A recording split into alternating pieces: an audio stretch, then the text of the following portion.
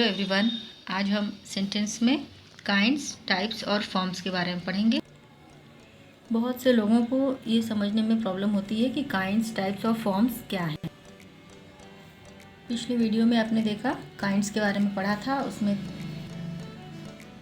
पिछले वीडियो में आपने ये देखा कि 5 काइंड्स ऑफ सेंटेंसेस कौन कौन से होते हैं। उसमें declarative sentence, imperative sentence, interrogative sentences, exclamatory sentences और ऑप्टेटिव सेंटेंसेस थे।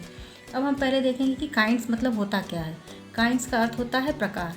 काइंड्स ऑफ सेंटेंसेस यानी जो सेंटेंसेस काइंड से रिलेटेड होते हैं, यानी इन पाँचों में से जो भी सेंटेंसेस होते हैं वो उस वाक्य के फंक्शन को बताते हैं, उसके फंक्शंस को बताते हैं कि ये किस प्रकार के वाक्य हैं। जैसे काइंड्स में हम ये हो सकता है कि सेंटेंस को उसके मीनिंग के हिसाब से या उसके सेंस के हिसाब से क्लासीफाई करते हैं।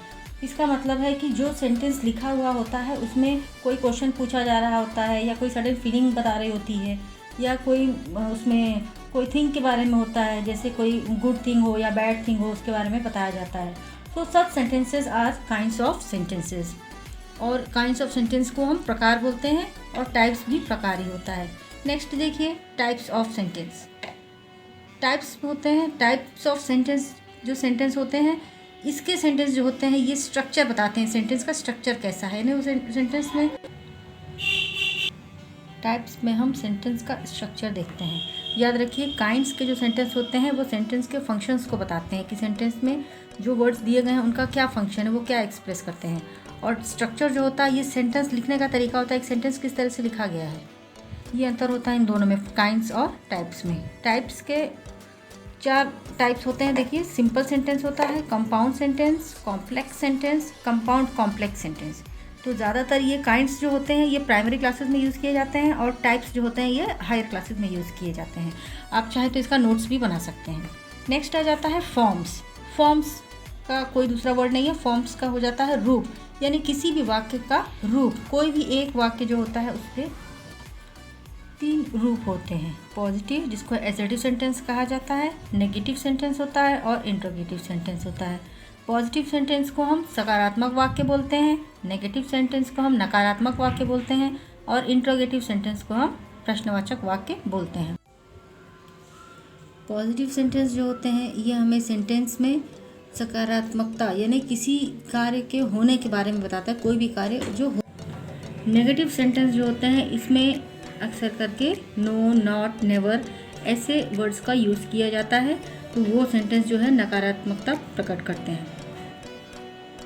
तो ऐसे सेंटेंस नेगेटिव सेंटेंस कहलाते हैं और जो सेंटेंस प्रश्न पूछते हैं वो इंट्रोगेटिव सेंटेंस कहलाते हैं।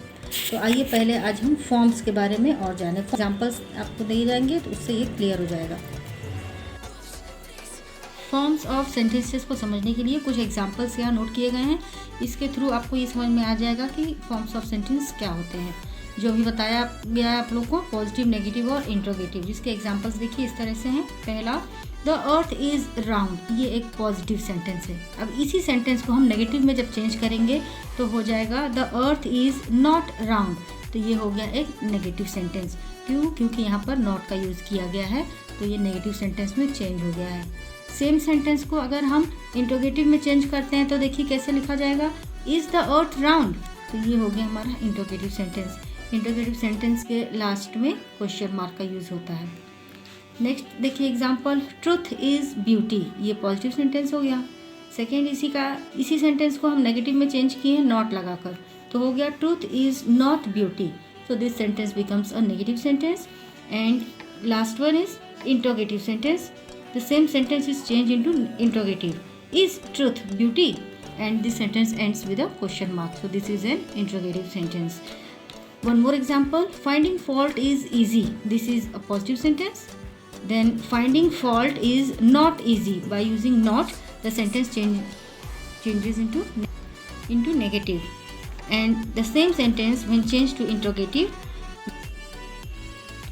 the same sentence when changed to interrogative sentence is finding fault easy, question mark.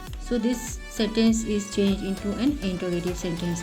तो देखिए यहाँ पर एग्जांपल्स के थ्रू आपको ये समझा दिया गया है कि सेंटेंस के फॉर्म्स क्या होते हैं, रूप क्या होते हैं। किसी एक वाक्य के 3 रूप, एक सेंटेंस को हम 3 प्रकार से लिख सकते हैं, पॉजिटिव में, नेगेटिव में और इंटरोगेटिव में। और ये 3 एग्जांपल्स के थ्रू आपको समझाया गया है। इसमें कोई प्रॉब्लम आपको हो तो आप कमेंट बॉक्स में कमेंट करके पूछ सकते हैं। Thank you.